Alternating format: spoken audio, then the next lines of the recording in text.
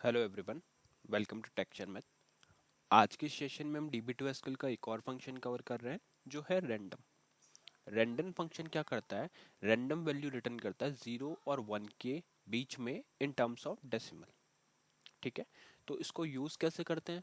पहले मैं आपको इसको नॉर्मल एक SQL आरपीजीएल प्रोग्राम के अंदर बता देता हूँ कि कैसे इसका अपन यूज़ कर सकते हैं। बट फिर एक्चुअल वैल्यू देखने के लिए जो डेसिमल में एग्जैक्ट वैल्यू आ रही है उनको देखने के लिए हम क्या करेंगे, नॉर्मल क्वेरी पे रन करेंगे। क्योंकि जब आप एसक्यूएल आरपीजीएल में इसको यूज़ कर रहे हो तो वो उसको राउंड ऑफ कर रहा है वैल्यू को। मैं दिखाता हूँ कैसे। तो यहाँ पे फंक्शन प्रोग्राम में हम क्या कर रहे हैं, हमने सबसे पहले कांस्टेंट डिक्लेयर किया SQL state underscore valid 5 times 0 के साथ में। इससे हम अपनी क्वेरी को वेरीफाई करेंगे। फिर हमने एक वेरिएबल बनाया रिजल्ट नेम से, जिसमें हमने जोन 9 का वेरिएबल डिक्लेयर कर दिया, जिससे जो भी आउटपुट आएगा उसको स्टोर करेंगे। बाद में हम क्या कर रहे हैं, हम सेट कर रहे हैं कमिटमेंट कंट्रोल को स्टार नन पे। ये ऑप्शनल है।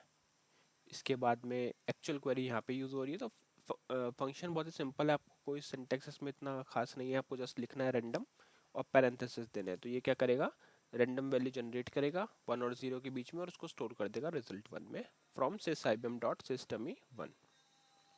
जैसे ही ये क्वेरी एग्जीक्यूट होगी हम चेक करेंगे एसक्यूएल स्टेट को।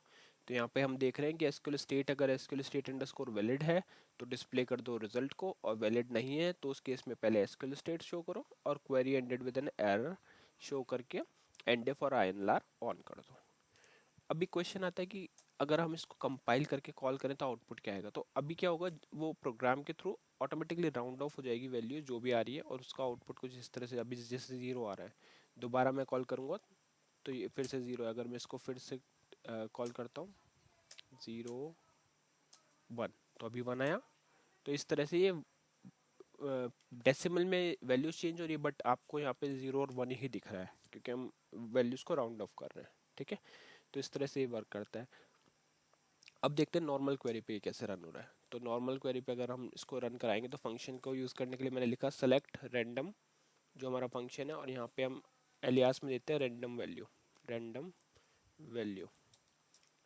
ठीक है, फ्रॉम sysibm डॉट system 1। तो यहाँ पे अगर एंटर करोगे तो ये देखो ये किस तरह से वैल्यू शो कर रहा है, 6.255 समथिंग, लास्ट में है E-001। तो जब इसको आप इक्विवेलेंट कैलकुलेट करोगे, इसको कन्वर्ट होगा ये, तो ये फिर वो उसी रेंज में लाई करेगा। ठीक है, अभी 6.25 है, अगर मैं फिर से इसको कॉल करूँगा तो वैल्यू चेंज हो गई 1.28। फिर से कॉल करेंगे तो फिर से वैल्यू चेंज हो गई। तो इस तरह से ये रैंडम वैल्यू जनरेट करता है 1.08, 9.5। इस तरह से ये वैल्यू बार बार चेंज होती रहेगी, क्योंकि इस फंक्शन का पर्पस यही होता है कि एक रैंडम वैल्यू जनरेट करता है 0 और 1 के बीच में इन टर्म्स ऑफ डेसिमल। तो आपको यहाँ पे वैल्यू में देखना है लास्ट में ई भी है, तो इससे ही वैल्यू का डिफरेंस आ रहा है। मतलब आप देख रहे होंगे कि यहाँ पे डेसिमल में तो 8 आ रहा है, हम 0 और 1 बोल रहे हैं, बट उसको जब सॉल्व आउट करेंगे तो वो आउटपुट 0 और 1 के रेंज में ही आता है। ठीक है, तो इस तरह से हम यूज़ कर सकते हैं रैंडम फंक्शन को। आई होप ये सेशन अब क्लियर हुआ होगा। नेक्स्ट सेशन में बाकी टॉपिक डिस्कस करेंगे। So thank you for watching texture.